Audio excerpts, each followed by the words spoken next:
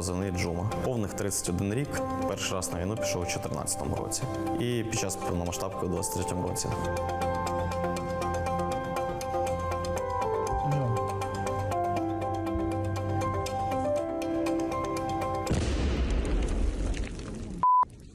Все, заеб...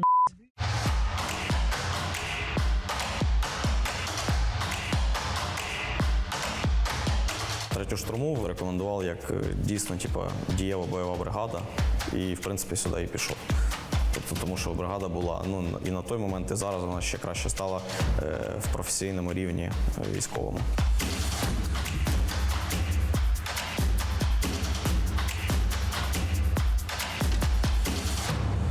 Перший бойовий досвід – це був в населеному пункті Авдіївка. Давай! Пару слов про обстановку в Авдіївці. Я думаю, що тут буде жесть.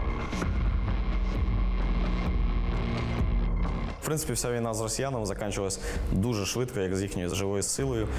Вони швидко або трьохсотилися, або вмирали, і все. І далі ти воюєш уже зі снарядами. Або танки, або арта тебе там місить, і скиди, FPV і проча така тема. Але все одно прикольний експірієнс. Після Авдіївки вже ні для кого не секрет, що бригада приїхала на Харківський напрямок і вже проводив війну тут. У нас була позиція така з густою такою посадкою, можна сказати, ще на той момент.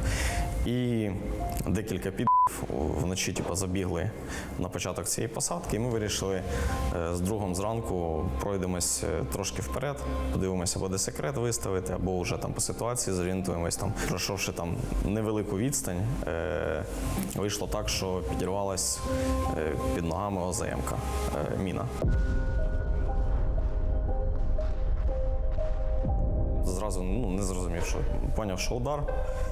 Подивився, спробував припідняти зразу, не вийшло припіднятись, бо були ще там травми хребта, і так далі. І зрозумів, що треба подивитися, голову припідняв, зрозумів, що ногам труба, ноги в різні сторони. Думаю, все, нормально, зрозумів. Думаю, треба турнікети накладати. Турнікети виявилось не так просто накласти, коли не можеш підвестись і треба дотягуватись. Але вже прибігла друг Ксена, вона вже наклала турнікети, витягнула, добігли ще хлопці, і вже мене там почали латати.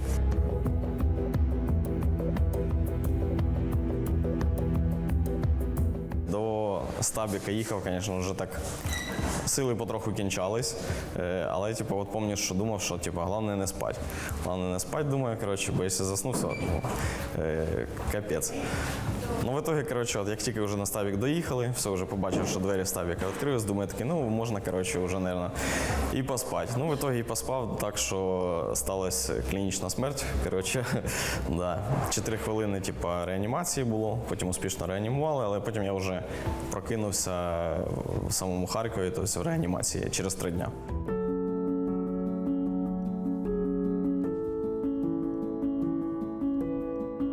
Джума пережив ураження протипіхотної міни, після якої зазвичай не всім вдається пережити. І він це розуміє, і коли я до нього зайшла вже в Київ в палату в перший раз, я побачила в його очах справді радість, що він залишився цілий, і після цілий в плані того, що живий. До ранку прийшов в себе, і він вже набрав сестру, і це було неймовірне щастя для нас усіх.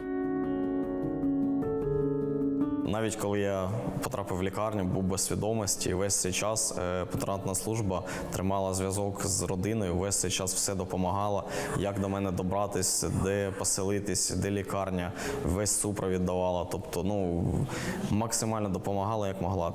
Я не знаю, ще в яких бригадах існує така, але це треба все одно масштабувати. От що я можу сказати єдине, що це треба масштабувати до інших всіх бригад. Зараз вже почався етап більш цікавий, вже почалася реабілітація фізична.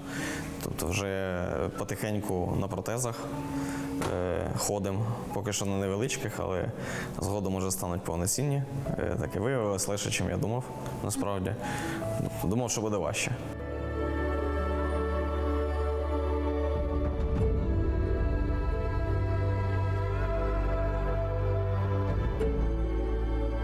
Може дико, але це прозвучить, але вже я так звикся, якби то ніги не було. І життя, в принципі, від цього не помінялося. Типу, я як жив життя, так і живу, і все нормально, все чудово. Рідні підтримують в будь-якому випадку максимально, як можуть. Я йшов свідомо, я розумів, що може таке статись, таке сталося, і окей, все. Зараз стану, пройду реабілітацію і вернусь назад в бригаду, робити якусь річ, яку я можу для перемоги нашої.